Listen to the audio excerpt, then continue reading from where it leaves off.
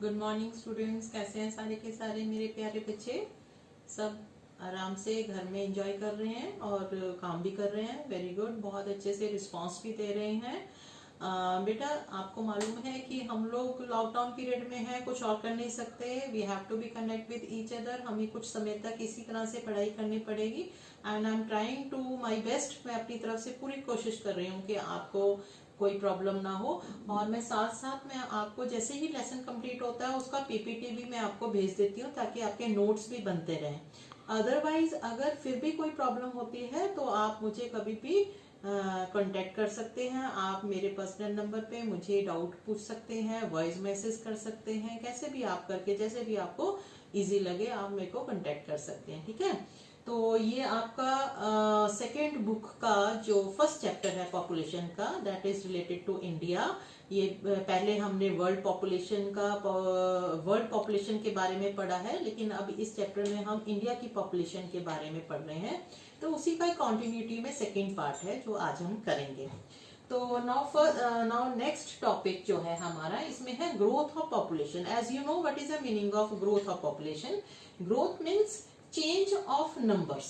ठीक है, ग्रोथ को हमेशा यही मानकर चलना है कि ग्रोथ का मतलब ये नहीं है कि ऑलवेज इट इज इंक्रीज, ऐसा नहीं है। इंक्रीज को हम ग्रोथ नहीं कहेंगे। ग्रोथ में यहाँ पर पॉपुलेशन ग्रोथ जो है that is refer to change in numbers. ठीक है, जहां पर नंबर का चेंज हुआ that is growth of population in between a specific period of time in a particular area between 2 points of time. ठीक है, it is mostly expressed in a percentage.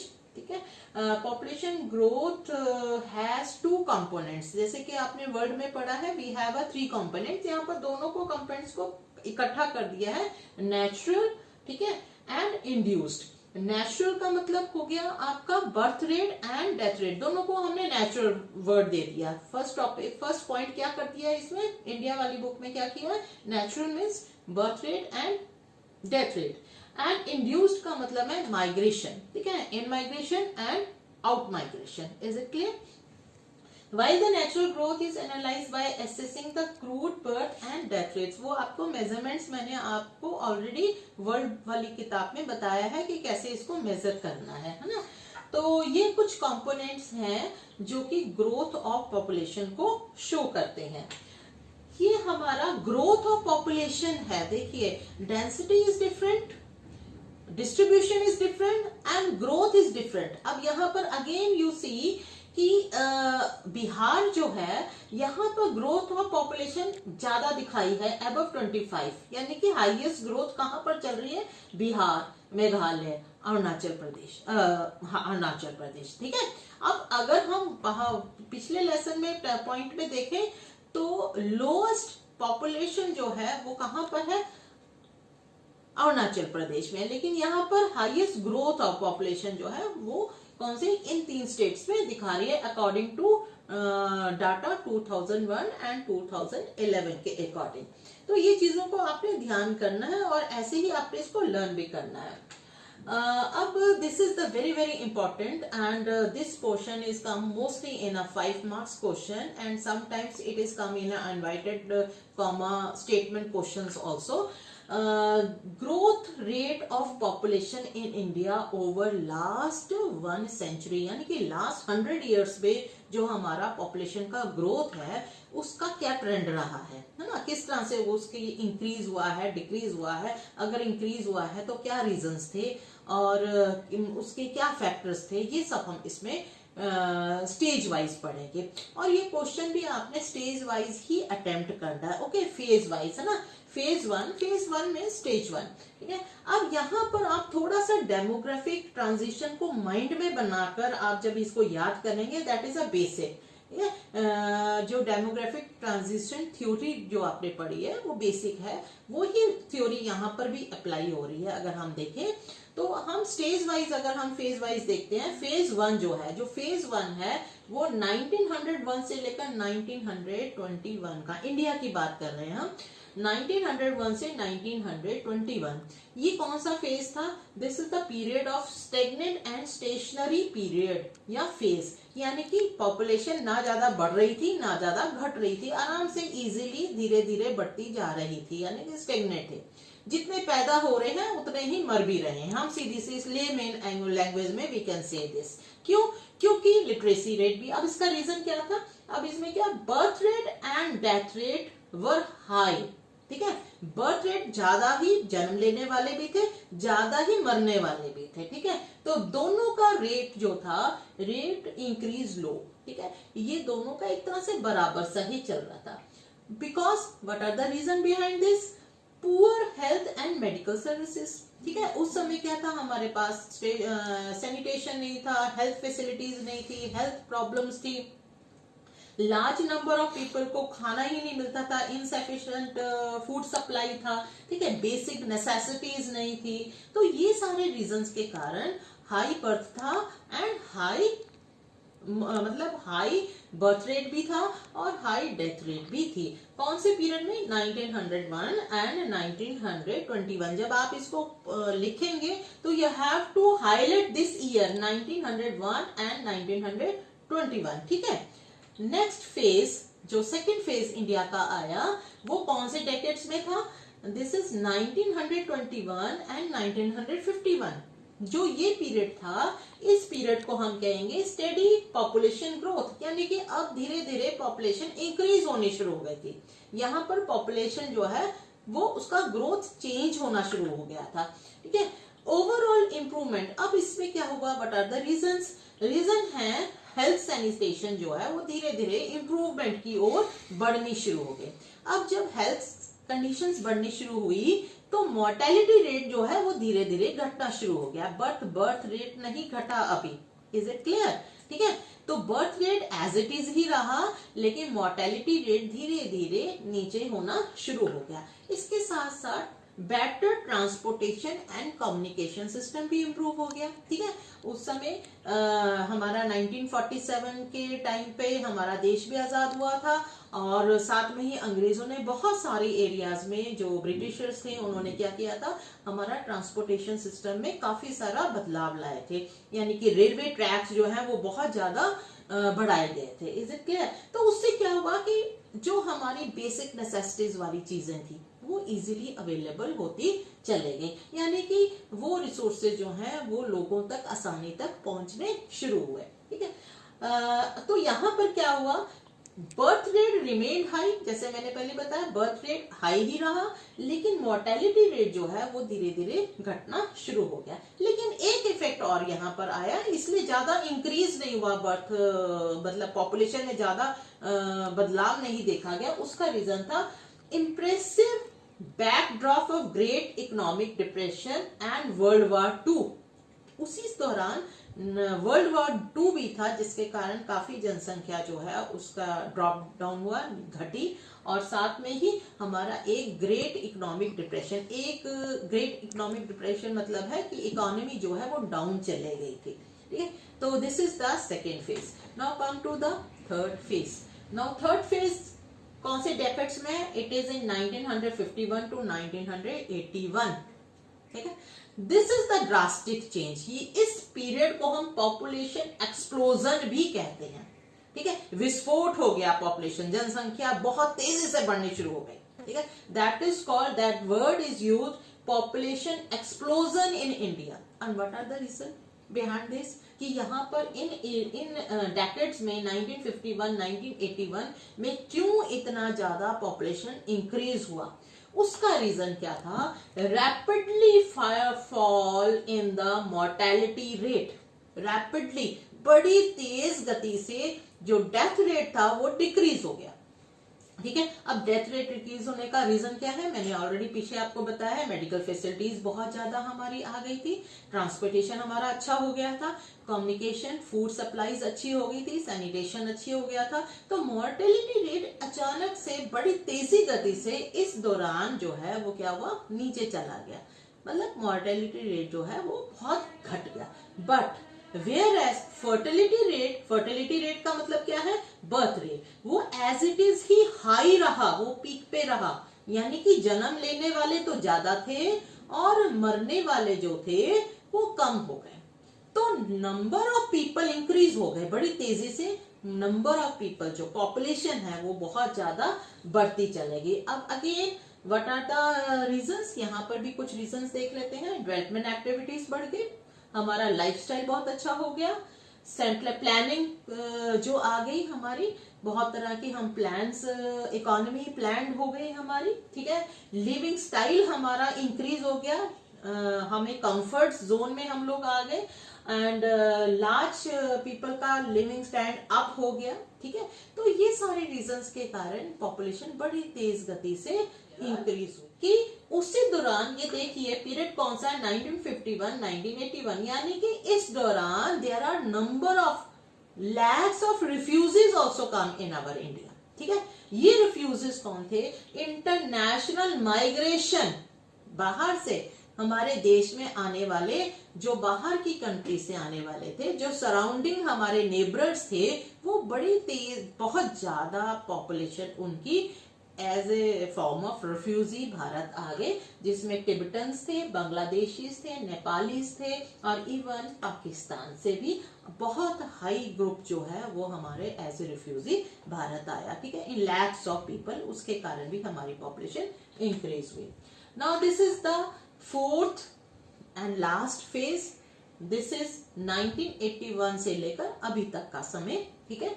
इसमें क्या हुआ कि ग्रोथ रेट जो है अब धीरे धीरे रिमेन्ड हाई, पॉपुलेशन तो हमारी हाई ही है, अभी भी हम इंक्रीज की ओर ही जा रहे हैं, लेकिन अब ये शो होना शुरू हुआ कि नाउअडेज पॉपुलेशन ग्रोथ थोड़ा सा स्लो डाउन हो गई है ना, स्लोइंग ग्रेजुअली, उसका जो ग्राफ ऊपर जा रहा था अब धीरे धीरे वो ग्राफ जो है वो धीरे धीरे नीचे की ओर आना शुरू हुआ है। उसका रीजन क्या था, अब क्या रीजन है कि ये ग्राफ जो है बड़ी तेजी से जो अप जा रहा था वो नीचे आ रहा है, उसका रीजन क्या है कि सबसे नंबर 1 कि बर्थ रेट जो है वो भी घटनी शुरू हुई, बर्थ रेट जो है अब धीरे धीरे घटनी शुरू हुई। Because why birth rate is decreasing nowadays, because of the education, और एजुकेशन जो है वो mainly for the female education, women education, ठीक है, महिलाओं की शिक्षा जो है वो इंक्रीज होने के कारण बर्थ रेट जो है वो डिक्रीज होना प्रारंभ हुआ, ठीक है। अब इसके साथ ही age, mean age of marriage age, पहले क्या होता था, मैरिज एज जो थी वो शादी जल्दी कर देते थे, ठीक है, तो फर्टिलिटी रेट एक्सपैंड करता था या ना बढ़ जाता था। लेकिन आजकल क्या है कि शादी जो है वो लेट मैरिज है, तो लेट मैरिज होने के कारण भी फर्टिलिटी रेट जो है वो घट जाता है। Is it clear? तो इसलिए क्या हुआ, मैरिज एज ऑफ मैरिज जो है वो इंक्रीज हुई, इसके कारण भी बर्थ रेट घटा। दूसरा, improvement of quality of life, life quality हमारी ऑलरेडी हमारी अब इम्प्रूव्ड है, और वुमेन एजुकेशन इंक्रीज हो गई है, now we are career oriented है, वुमेन को भी मालूम है कि भी हेल्थ जो है that is very important for the family, तो इसलिए धीरे धीरे ये सब एजुकेशन के कारण जो है बर्थ रेट जो है वो डाउन चला गया, और डेथ रेट तो एज इट इज डाउन ही है। समझ में आया? तो ये सब कुछ हमारे ये सब there are some phases of population growth in India. ये डेकेटल सिस्टम है, लास्ट 100 इयर्स के बारे में है ये स्टेज, जो आपको अलग अलग फेजेस में बताया गया, और ये 5 मार्क्स क्वेश्चन नॉर्मली आता है, ठीक है। अब आ गया रीजनल वेरिएशन। अब देखिए इसमें ज्यादा बताने वाली समझाने वाली बात नहीं है, इसमें just we have to quote some facts, हमने फैक्ट्स ही देखने हैं कि पॉपुलेशन वेरिएशन जो है वो ग्रोथ रेट का कहाँ पर है। अब स्टेट्स लाइक केरला, कर्नाटका, तमिलनाडु, आंध्र प्रदेश, उड़ीसा, पांडिचेरी, गोवा, यहाँ पर ये ऐसी स्टेट्स हैं जहां पर पॉपुलेशन ग्रोथ जो है वो 50%, नॉट एक्सीडिंग 50%। केरला जो है वहां पर सबसे कम पॉपुलेशन ग्रोथ है, लगभग 9.4, ठीक है। क्यों? क्योंकि यहाँ पर आप देखेंगे ये एजुकेटेड स्टेट्स हैं, यहाँ पर लोग ज्यादा पढ़े लिखे हैं, लिटरेट ज्यादा हैं। और केरला का तो आपको मालूम है कि लिटरेसी रेट जो है वो 90% से अबव है। The important aspect of population is growth of its adolescents. Adolescents यानी कि युवा जनसंख्या, ठीक है। युवा जनसंख्या का पॉपुलेशन हमारे देश में सबसे ज्यादा है और we have to be take care of this population very much, ठीक है।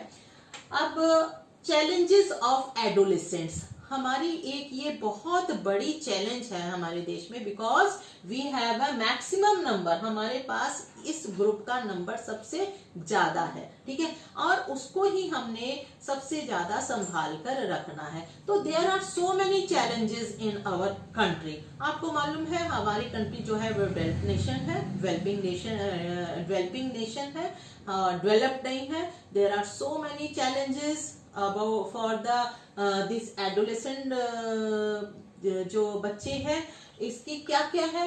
The adolescent population regarded as a youthful population, यानी कि जो अभी ग्रो कर रहे हैं, यूथफुल में आए हैं, है ना। They have a very good high energy, potential बहुत ज्यादा होता है, एनर्जी लेवल उनका बहुत ज्यादा है। We have to limelight that energy level, हमें उसको चैनलाइज करना है, ठीक है। तो कुछ चैलेंजेस हैं। एक तो सबसे बड़ी समस्या हमारी इनके लिए है कि there are so many states, बहुत सारी ऐसी स्टेट्स हैं लाइक बिहार, उड़ीसा, वेस्ट बंगाल, और अगर हम नॉर्थ ईस्टर्न स्टेट्स में चले जाएं या राजस्थान में चले जाएं, लोअर एज ऑफ मैरिज, आज भी वहां पर मैरिज की एज जो है वो जल्दी ही जो है कर दी जाती है। This is the main problem. Another problem is illiteracy. बहुत सारे हमारे स्टेट्स अभी भी ऐसे हैं, रूरल एरियाज ऐसे हैं, जहां पर इसमें जो इस ग्रुप के एडोलेसेंट फीमेल पॉपुलेशन है, एडोलेसेंट फीमेल पॉपुलेशन कौन सी है, 16, 17, 18, 19, 19 साल के बच्चे जो हैं, जो फीमेल हैं, उनको अभी भी इलिटरेट रखा जाता है, उनको पढ़ने की तरफ ध्यान नहीं दिया जाता उनके। दूसरा है, third point is school drop outs, ठीक है। स्कूल ड्रॉप आउट्स का मतलब ये है कि बहुत सारे गरीब बच्चे जो हैं, जब वो किसी क्लास में फेल हो जाते हैं तो दे लीव द स्कूल, ठीक है। तो इसलिए भी हमारी गवर्नमेंट पॉलिसी जो है, आपने देखा होगा कि 8th क्लास तक नो फेल सिस्टम जो है वो लागू किया जाता है, ताकि इन बच्चों को धीरे धीरे समझ आए and they know the things और अपनी पढ़ाई की तरफ ध्यान दे सकें, ठीक है। अगर वो फेल हो जाते हैं तो वो स्टेज जो ऐसी होती है कि they are not able to do some work, कोई काम नहीं कर सकते हैं और घर में भी वो कुछ नहीं करवाते, तो उनका सबसे सही स्थान कौन सा है, they have to go to schools only, जहां पर उनकी केयर हो, उनकी ऑलराउंड डेवलपमेंट हो। तो ड्रॉप आउट एक बहुत बड़ी समस्या है, जिससे कि एक ये बहुत बड़ा जो बच्चों का ये भाग है, इनके लिए हमें काम करना पड़ता है।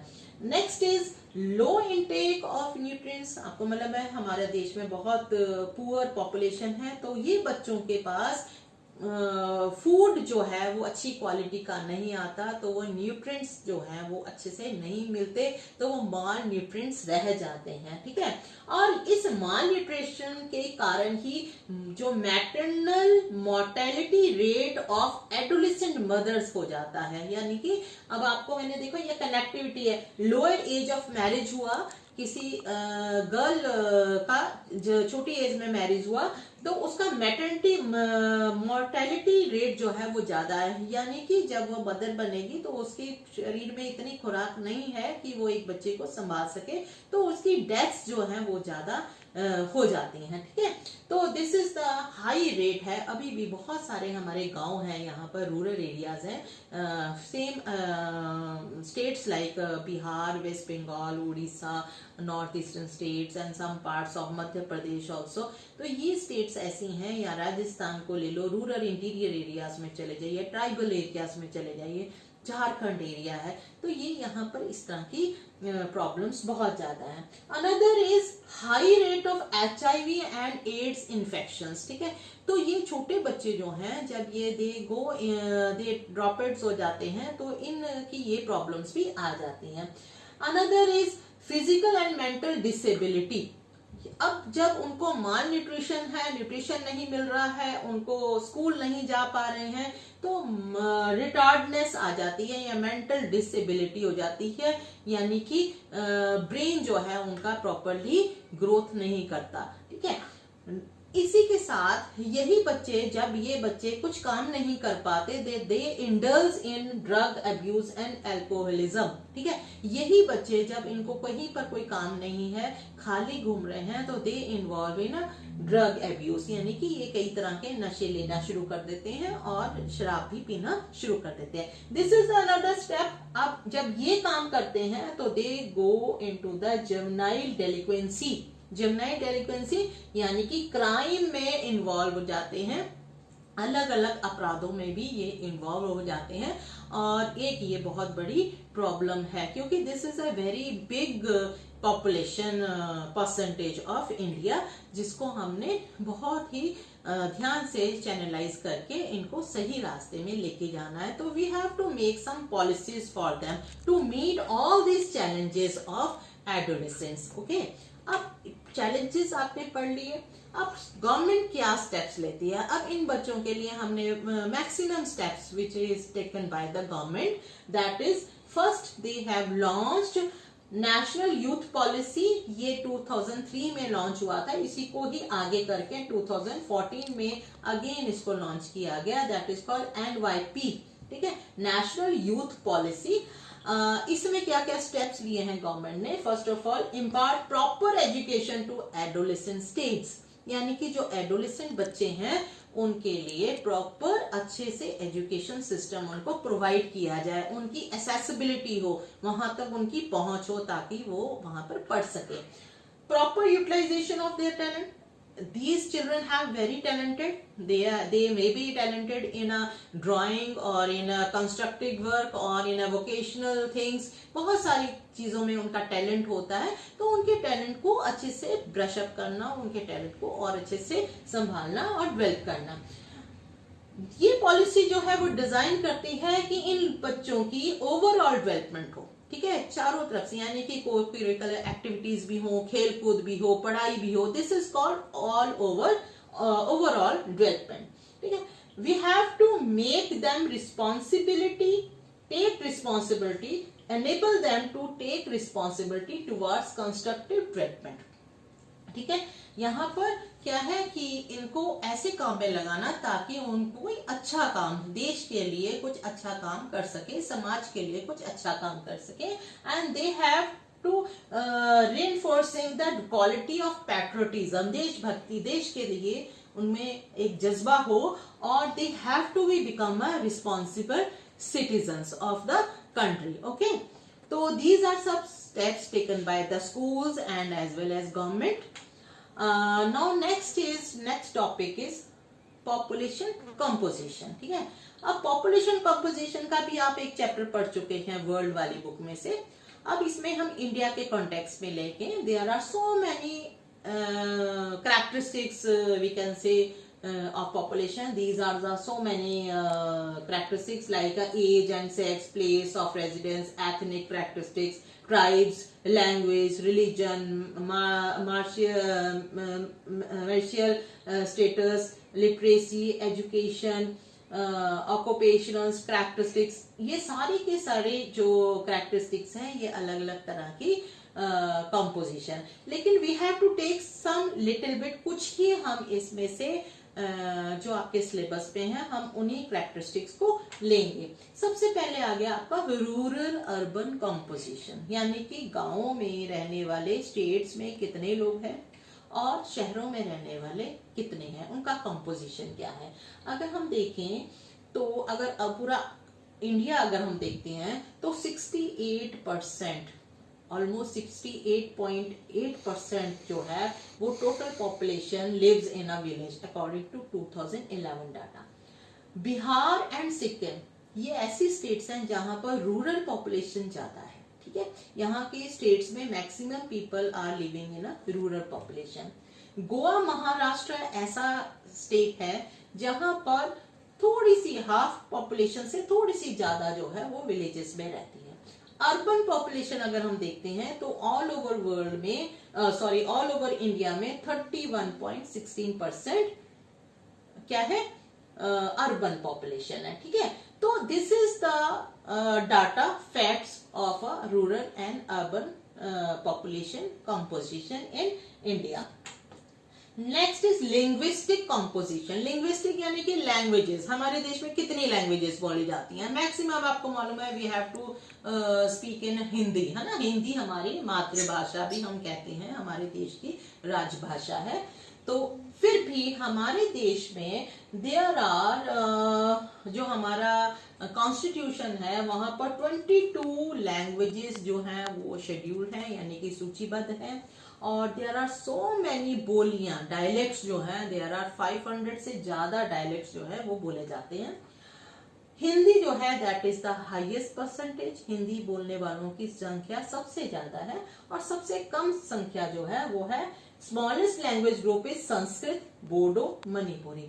अब आप अगर अपनी बुक में देखें तो वहां पर कश्मीरी इज ऑल्सो गिवन, लेकिन जो अपडेट डाटा एनसीईआरटी का दे रखा है वहां से मैंने ये लाइन उठाई है। कश्मीरी इज ऑल्सो सबसे कम भाषा बोलने वाली है, लेकिन अब जो अपडेट डाटा है उसमें ये 3 लैंग्वेजेस आई हैं। कौन सी? Sanskrit, Bodo and Manipuri. Okay, according to 2011 जो अपडेट एनसीईआरटी करी है, ठीक है। अब नेक्स्ट है लिंग्विस्टिक क्लासिफिकेशन, ठीक है। ये एक आपकी किताब में एक ये टेबल बना हुआ है, यहाँ पर फैमिलीज बताई हैं कि कौन सी लैंग्वेजेस की हैं, उनकी सब फैमिलीज क्या हैं, वो कौन से स्टेट्स कौन सी हैं जहां पर ये भाषाएं बोली जाती हैं। ये कई बार आपका एमसीक्यू लेसन में क्वेश्चन आ सकता है, तो इसको आप टेबल ये अपनी कॉपी में बना लेंगे, ठीक है। जैसे ऑस्ट्रिक है, द्रविडियन है, साइनो टिबेटन है, इंडो यूरोपियन है। This is the main basic families of different languages, ठीक है। अब है रिलीजियस कॉम्पोजिशन, यानी कि हमारे देश में धर्म जो है, हमारा एक सेकुलर कंट्री है, आपको मालूम है, हम धर्मनिरपेक्ष राज्य है हमारा। तो हमारे देश में लगभग संसार के सभी धर्म यहाँ पर पाए जाते हैं। तो उसके अकॉर्डिंगली ये एक कम्युनिटीज का परसेंटेज है हमारे देश का, जहाँ पर कौन कौन सी धर्म जो है मेनली पाए जाते हैं। Hindus, Muslim, Christian, Sikh, Buddhist, Jain and other religions. अब इसको हम डिटेल में देखेंगे।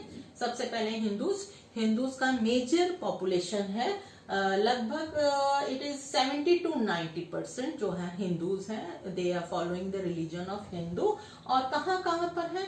ऑल ओवर इंडिया ये है कंसंट्रेटेड है, but there are some areas जहां पर इनकी संख्या कम है। वो कौन सी स्टेट्स हैं? इंडो बांग्लादेश बॉर्डर, जहां पर इंडो और बांग्लादेश का बॉर्डर लग रहा है, इंडो पाक बॉर्डर, पाकिस्तान के बॉर्डर के साथ का area, Jammu Kashmir, hills and states of northeast and scattered areas of Deccan Plateau and Ganga Plain। यहाँ पर कुछ एरियाज ऐसे हैं जहाँ पर इनकी पॉपुलेशन कंसंट्रेशन कम है, ओके। अदरवाइज जो हिंदूज हैं they are all over on India. Next जो रिलीजन है that is Muslim, this is the largest religious minority. हमारे देश की जो हिंदूज हैं उसके बाद जो रिलीजन है वो कौन सा है? वो है मुस्लिम्स, यानी कि इसको हम कहते हैं लार्जेस्ट रिलीजियस माइनॉरिटी। अब इनका कंसंट्रेशन कहाँ पर है? They are concentrated mainly in Jammu Kashmir, certain districts of West Bengal, Kerala and some parts of Uttar Pradesh, around Delhi and Lakshadweep also, Kashmir valley. ये एरियाज जो हैं यहाँ पर ज्यादातर कौन है? मुस्लिम्स पॉपुलेशन जो है वो रहती है, ठीक है, कंसंट्रेटेड है। नेक्स्ट है Christians are also living in our country. इसका भी बहुत ही एरिया स्कैटर्ड है, और mostly in India Christian population जो है वो mostly living in a rural areas. They are mostly in a western coast of Goa, Kerala and hills of Meghalaya, Mizoram, Nagaland, Chota Nagpur and hills of Manipur. Okay, these areas are mainly concentrated by the Christian population. Now Sikh population जो है all over India में है, लेकिन जो mainly concentration है उनका वो कहाँ है, Punjab, Haryana and Delhi. Next population is Jain and Buddhist, they are also very little number, ठीक है, स्मॉलेस्ट रिलीजियस ग्रुप है भारत का। इसमें जैन्स जो है वो मोस्टली अर्बन एरियाज में, राजस्थान का जो अर्बन एरिया है वहां पर कंसंट्रेट करे हैं, या राजस्थान, गुजरात, महाराष्ट्र, ठीक है, यहाँ पर मोस्टली जैनिज्म जो है कंसंट्रेटेड है। बुद्धिस्ट जो है वो कुछ तो महाराष्ट्र में है, लेकिन मोस्टली बुद्धिस्ट जो है they are majority in Sikkim, Arunachal Pradesh, Ladakh, Jammu Kashmir में कौन सा area, Ladakh, then Tripura, then Lahul Spiti in Himachal Pradesh. These areas are mainly concentrated by the Buddhist. Okay. Now last religion is Zoroastrian religion. इनको हम पारसी कह सकते हैं। तो Zoroastrian जो है या फिर ट्राइबल पीपल हैं, इनकी अलग तरह की बिलीव्स हैं। They are different small pockets of religious group, and mostly they are scattered in all over the country in a small pockets. Okay. Now this is the last topic of this chapter. This is बहुत लंबा ये chapter है आपका। मेरी कोशिश है कि मैं इसी में कंप्लीट कर लूँ। आप इस वीडियो को बार बार देखना है इन छोटे पार्ट्स में। कंपोजिशन ऑफ वर्किंग पॉपुलेशन, अगर हम सेंसस के अकॉर्डिंग देखें तो पॉपुलेशन जो है इंडिया की that is divided into 3 groups. Number 1 is main workers, marginal workers and non workers. This is also very important. बहुत बार ये क्वेश्चन आता है कि differentiate between main worker and marginal worker. According to census जो standards definition है उसके accordingly main worker वो है जिसको 183 डेज साल में काम मिल रहा है, that is a main worker. Marginal worker वो है जिसको 183 डेज से कम काम मिल रहा है, that is a marginal worker. Non worker जो इसको कोई भी काम नहीं है, अनएम्प्लॉयड है, that is a non worker. Okay, तो ये 3 डेफिनेशंस हैं।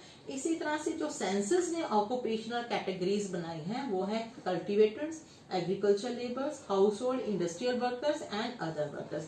These are the 4 occupational categories by the census. Okay. Otherwise we are talking about the primary, secondary, tertiary, etc. etc. है ना। लेकिन अगर हम सेंसस के अकॉर्डिंग ऑक्यूपेशन देखें तो ये these 4 categories are। असाइनमेंट देखेंगे। असाइनमेंट के जो क्वेश्चंस हैं, नॉर्मली कुछ questions I have given you जो कि मोस्ट आस्क्ड क्वेश्चंस हैं, जो कि आपके एनसीईआरटी से भी पूछे जाते हैं और ये प्री बोर्ड में पूछे जाते हैं और साथ में आपके सीबीएसई में भी आते हैं, बोर्ड में भी आते हैं।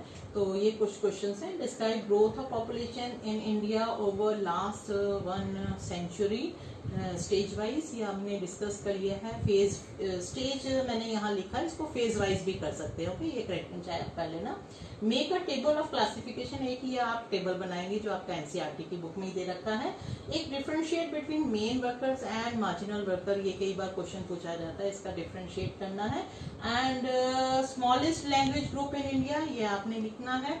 और बाकी ऑल द क्वेश्चंस, एक और है यहाँ पर रिलीजियस कॉम्पोजिशन ऑफ इंडिया, ये करना है।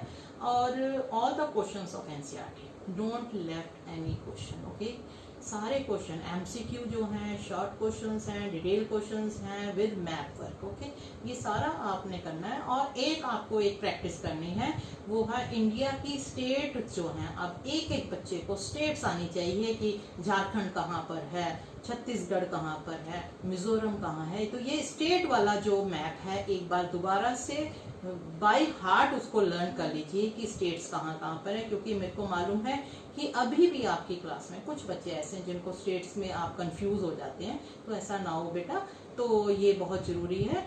और अब आपका ये लेसन ख़त्म कर दिया है मैंने। This is first lesson of book 2। तो इसी तरह से हम कंटिन्यू रखेंगे अपने जो लेसन्स हैं। And goodbye all of you, bye bye.